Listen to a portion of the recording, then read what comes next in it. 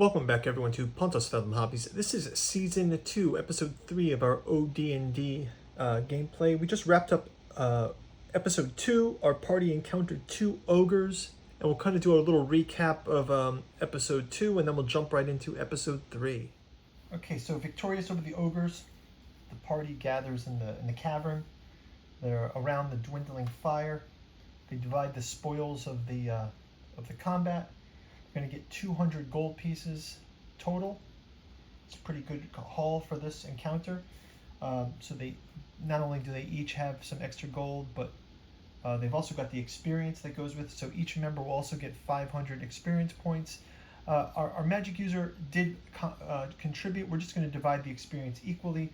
Listen, his spell isn't useful this time, but and then our elf. Our host of our party, Erevan Shadowleaf, he did sustain some damage. He had a few hit points of damage. So what the group takes a moment to attend to his wounds and get ready for what's next.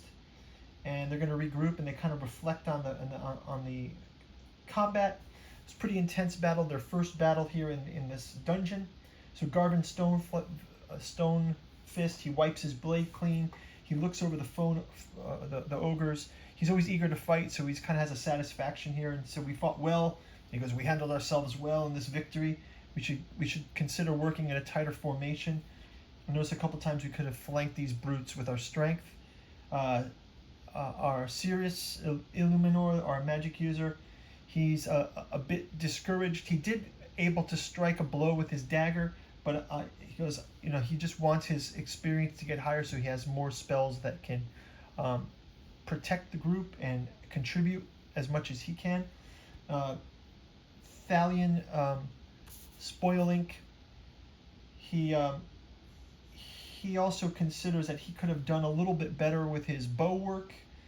And Erevan also says that he could have done better in combat as well. And he's also tending to his wounds a bit, so he's just sort of grinning through it. But Dornier the dwarf, he's pretty much busy counting the gold and dividing the loot. And he goes, time was on our side this time. We need to make sure we're on the lookout for opportunities. Maybe I'll scout ahead next time, because that seemed to work, and the distraction they did work. So with this, the party's going to continue going on. They divvy up the gold, and they're going to decide to push forward into the dungeon. As our characters leave the ogres behind, we're going to again get into that formation. This time our dwarf will be up front with our fighter. We'll have our elves hang back. We have an injured elf among us. So let's go back to the sample underworld and take a look at what's coming down the road for our characters. So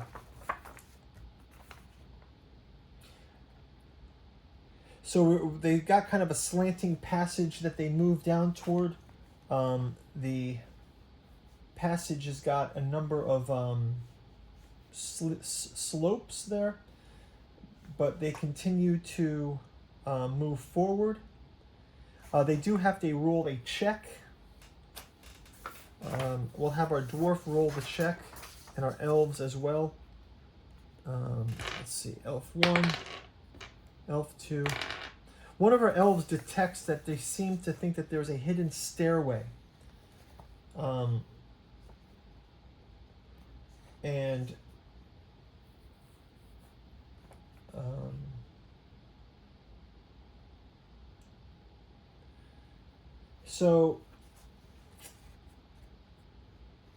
So they're going to go, they can decide whether to keep going down the stairway or to continue forward. I think our group will decide that they're going to continue forward, and they will advance to the next, coming up to another room. I want to go ahead and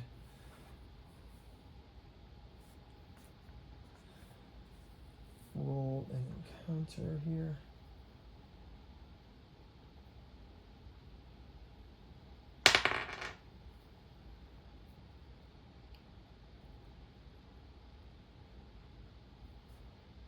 Okay, so and then we're going to roll a die 10. I'm going to do a random encounter in this one. So as our party continues down,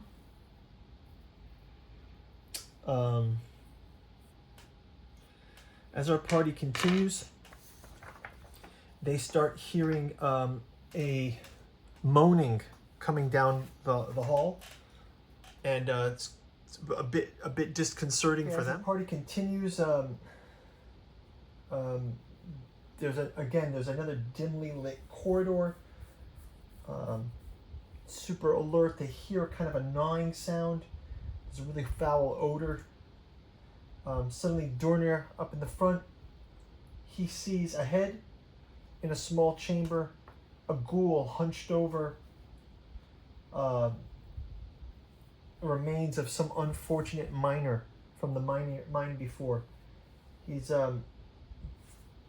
biting and twitching as he feasts on this fallen figure here. Ghouls are known for their paralyzing touch. So the party, let's read a little bit about ghouls here in the book.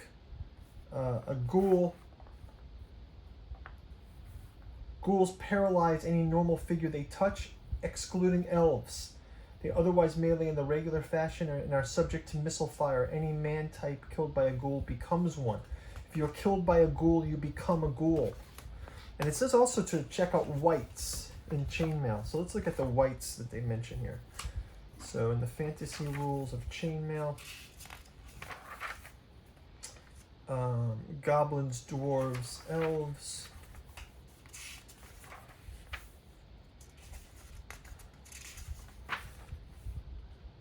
ents, balisc, rocks, wights. It says, although they are foot figures, wights and ghouls melee and defend as heavy horse, they cannot be armed with normal file. Wights and ghouls can see in the darkness. They're paralyzed. If they touch a normal figure, a paralyzed figure is considered to able attack, so they have that paralyzing touch. So it's like a wight are nasty critters that drain away life. So this is a ghoul, it's not a wight. Oh, it's similar to a ghoul, similar to a wight in the attack. So this is just a ghoul. So basically, Garvin says, let's not rush in. He goes, Garvin and Stonefist, maybe he says, why don't we have the elves position up to lead the attack? So the elves are going to fire their first, let's just roll a die to see if we can get the jump surprise on them. And again, we do surprise the ghoul. It is only a single ghoul. So the party's going to jump into action. I think ghouls are evil, so we can cast the protection for evil. But I don't know if we want to use it right now. Let's save his protection spell for now.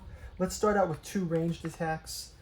And we'll start from there. First off, let's just get the ghouls. Ghoul will also have a armor class.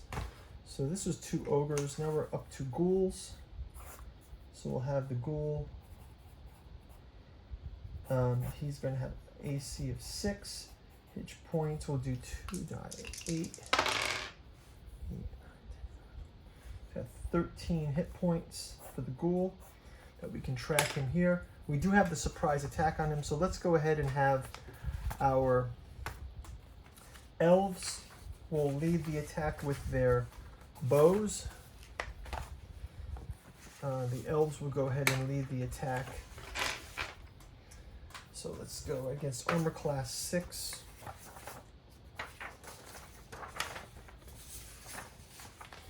Level 1 and level 2, they need 13 or better. So let's go ahead and do our 2 elf attacks.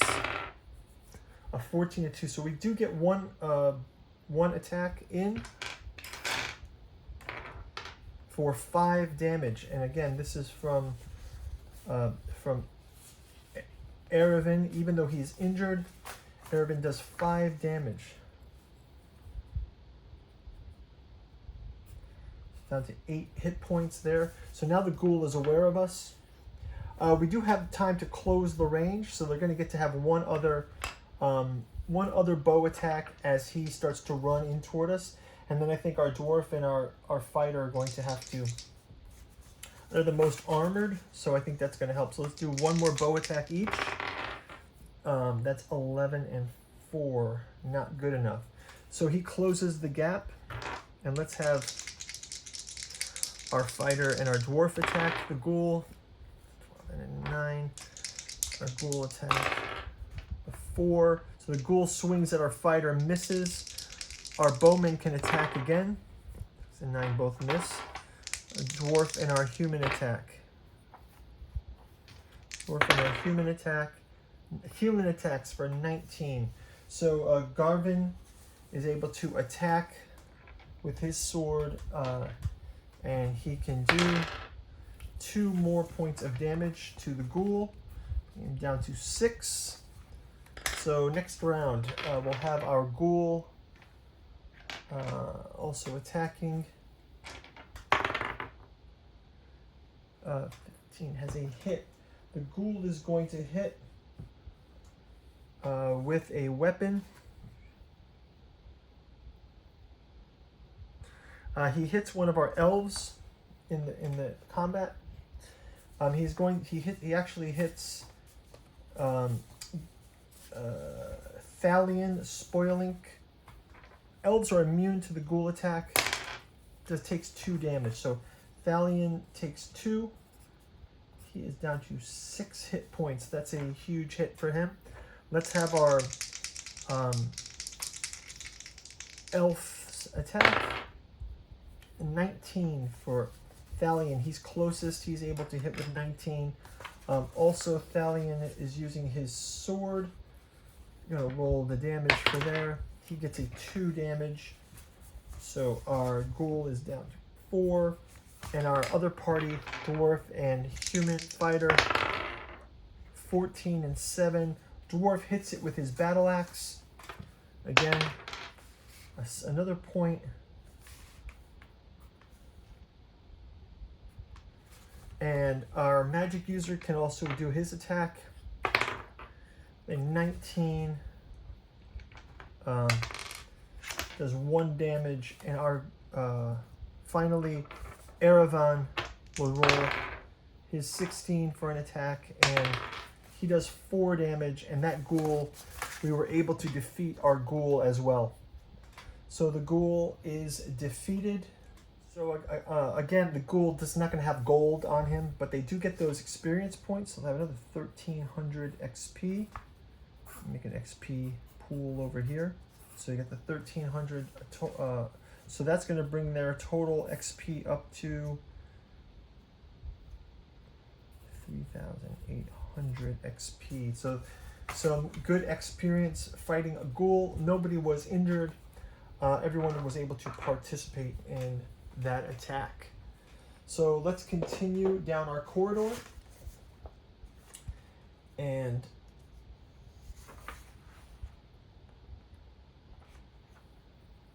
so our party moves down, continuing down the corridors. They are able to see from one of the higher levels. Basically, there's a place to look down into a bigger area, and our dwarf will make a roll. He's able to detect that there's a space that he can peek through, and down below, he cannot believe what he sees.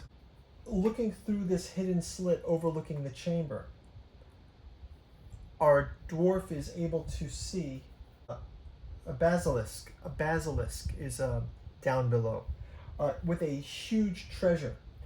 Unfortunately, this creature has got the power also to petrify you.